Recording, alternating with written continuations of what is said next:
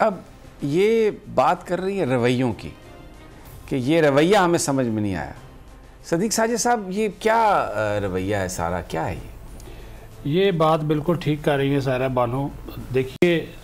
وہ گفتگو جب کر رہی تھی عالیہ حمزہ, وہ تو پارلیمانی سیکرٹری وہ برائے تجارت بھی ہیں, وہ اپنے کچھ فگرز کی بات کر رہی تھی. اور ہمیشہ یہ ہوتا ہے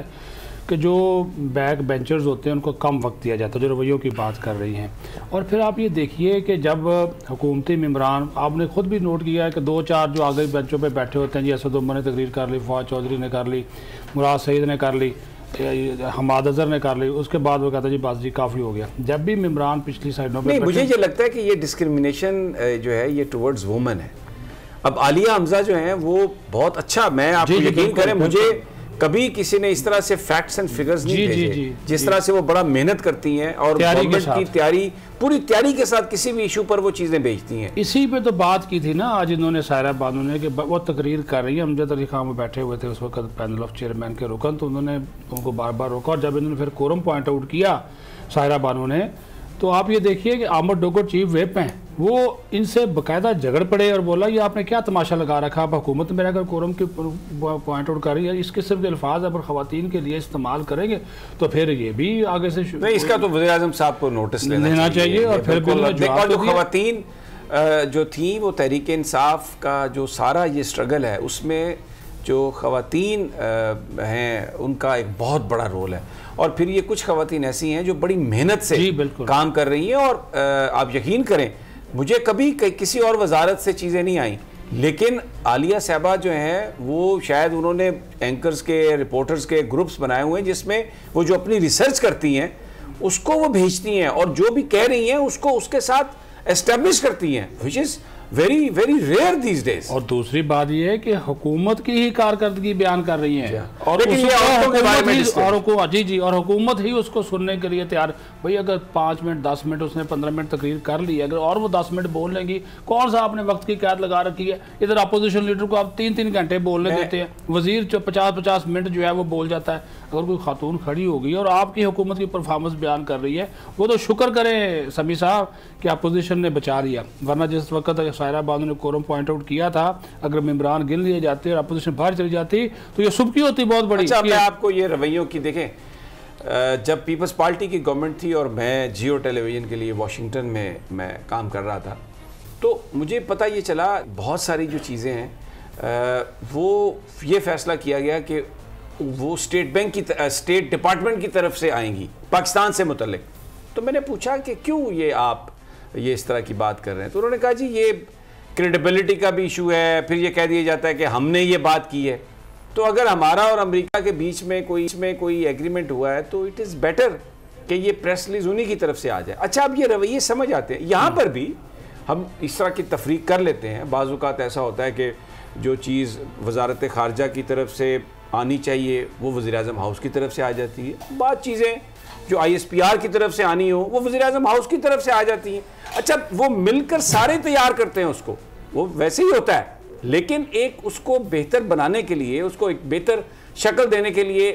آپ اس کا طریقہ کار مختلف کر لیتے ہیں. اب کچھ خواتین جو ہیں اگر ان کو آپ بولنے کی اجازت دیں گے تو اس سے یہ امپریشن بھی ایک جا سکتا ہے, یہ تاثر بھی آئے گا, اور یہ باقاعدہ ایک ریکگنیشن ہوگی کہ تحریک انصاف جو خواتین اراکین کو اہمیت دے رہی ہے اور وومن رائٹس کے حوالے سے ویری پرٹیکولر ہے. اس میں ایک چیز میں ایڈ کروں سمیع صاحب, میں آپ کو یہ اندر کی بات بھی بتا دیتا ہوں, آپ کی اس گفتگو سے مجھے یاد آ گیا. عالیہ حمزہ کے انہی اعداد و شمار کی وجہ سے اور ان کی تیاری کی وجہ سے, کیونکہ وہ جو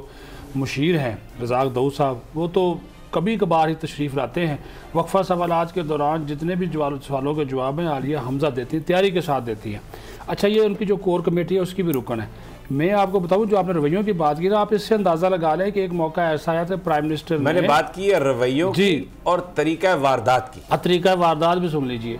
کہ ان کو ایک فیصلہ ہو گیا کہ ان کو کیبنٹ میں شامل کیا جائے اور وزیر مملکت بنایا جائے تجارت کا ہی, کہ چلے جی ان کو پروموٹ کر دیا جائے. آپ یقین مانیے وہ رزاق داؤد صاحب نے اتنا برا منایا, انہوں نے کہا جی میں چھوڑ کے چلا جاؤں گا, اور جو وہ وزیر ہے اسی حکومت میں بیٹھے ہوئے وہ خلاف ہو گئے کہ آپ ایک خاتون کو اتنا پروموٹ کر رہے ہیں, یہ ان کا بس ٹھیک ہے, یہ کور کمیٹی کے رکن ہے. یہ رویوں کی بات ہے, یہ واردات کی بات ہے. لیکن جو بات کر رہے ہیں احمد جواد کہ اب درباری جو ہیں وہ کاربن مونو آکسائڈ نے گھیر لیا عمران خان صاحب کو, اور یہ جو درباری ہیں یہ پہلے سلائیں گے اور اس کے بعد پھر ٹائیں ٹائیں فش. یہ بڑی امپورٹنٹ بات ہے جو انہوں نے بات کی ہے.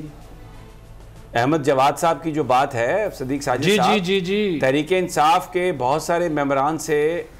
آف دا ریکارڈ جو بات ہے وہ احمد جواد کی بات کو انڈورس کر رہے ہیں. ارے یہ حقیقت تو ہے نا سمیع صاحب, آپ دیکھ لیں کن لوگوں میں گرے ہوئے ہیں پرائم منسٹر صاحب, سوری ٹو سے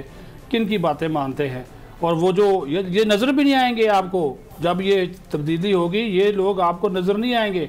الیکٹڈ لوگ. اب مجھے بتائیے کیوں نہیں آج کل بولتا پرویز خٹک, کیوں نہیں بولتا شاہ محمود قریشی, شفقت محمود, ایسے لوگ جو کہ صحیح سیزن جن کو پولیٹیشین کہا جاتا ہے, جن کا تجربہ ہے, جو وہ خود سامنے آئے, کس وجہ سے نہیں بولتے؟ احمد جواد صاحب کا کہیں سافٹ ویئر نہ اپڈیٹ ہو جائے, کوئی ایسی ہے خبریں سافٹ ویئر اپڈیٹ ہونے والی؟ نذیر چوہان صاحب کا تو ہوا تھا, حالات بدل گئے ہیں, اب نیا سافٹ ویئر آ رہا ہے, نئی اپلیکیشن لانچ ہو رہی ہے. میرا نہیں خیال کہ اب ہوگا, ہونا ہوتا تو اب سبھی سافٹ ویئر پہ آ رہے ہیں. لیکن احمد جواد نے بھی جو کرٹیسائز کیا ہے وہ شہزاد اکبر پہ کیا ہے, اور انہوں نے کہا ہے کہ یہ شہزاد اکبر کیا کر رہا ہے, کیونکہ اس کی وجہ یہ ہے کہ اکاؤنٹیبلٹی جو ہے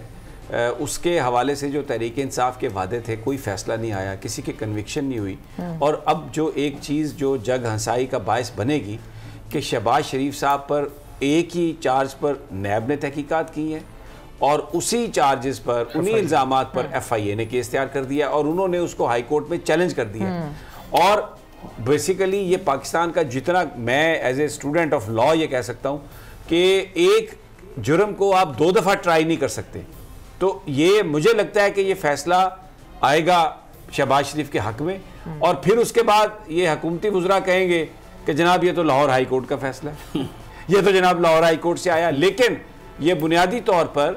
جو یہ جو شہزاد اکبر صاحب کا جو طریقہ واردات ہے, جس طریقے سے وہ معاملات کو لے کے جا رہے ہیں, وہ بیسیکلی اب منہ پہ آ کے گرنے والی ہر شے ہے. کیا واٹ ڈو یو سے؟ آپ دیکھ لیں 3.5 سال میں وہ کدھر گیا ایسٹ ریکوری یونٹ, کتنے پیسے باہر لائے, وہ کتنے لوگوں سے معاہدے وہ آئے نا 40 ارب روپیہ, 37 ارب روپیہ, اس میں سے بہت سارا حصہ مبینہ طور پر مجھے نہیں پتا کہاں جا رہا ہے, ابھی اللہ جانے, یہ شہزاد اکبر صاحب جانے کہ وہ پتہ نہیں کہاں گیا. جب یہ اسپیشل آڈٹ رپورٹیں یا خفیہ رپورٹس باہر آئیں گے, یہ کیوں سائن کیا کہ اس کی تفصیلات ہم پاکستان کے لوگوں کو نہیں بتائیں گے؟ ٹرانسپیرنسی پر یقین رکھنے والی حکومت یہ کیسے ایگریمنٹ کر سکتی ہے کہ جناب ہم اس کی تفصیلات نہیں بتائیں گے؟ اور اگر یہ ایگریمنٹ ہو بھی گیا تھا تو وزیر اعظم صاحب کو چاہیے تھا نا کہ ایسے بندے کا کان پکڑ کے باہر نکالتے اسے کہ تم یہ کیسے ایگریمنٹ کر کے آ سکتے ہو. میں تو پاکستان کے عوام کو ہر چیز بتانے کا پابند ہوں. وہ ٹرانسپیرنسی کی بات کرنے والے خود ایسے معاہدے کرنے لگ گئے کہ ہم تفصیلات نہیں بتائیں گے. What is this, صدیق صاحب؟ جی, اور دوسری یہی تو مسئلہ ہے کہ 7 سال سے یہ ان کا فنڈنگ کا کیس چل رہا تھا نا, اب جا کر تفصیلات بتائی تو نکل آیا نا, اور اس میں بھی وہ چھپائی ہوئی ہیں چیزیں, اکاؤنٹس کی تفصیل نہیں آ رہی. اب وہ کہہ رہے ہیں وہ 32 کروڑ میں سے 31 کروڑ میں سے وہ 2 مرتبہ گرا گیا, وہ 15 کروڑ روپے ہے. چلو 15 تو ہے نا. سبسکرائب کریں اور بیل دبائیں تاکہ کوئی خبر رہ نہ جائے.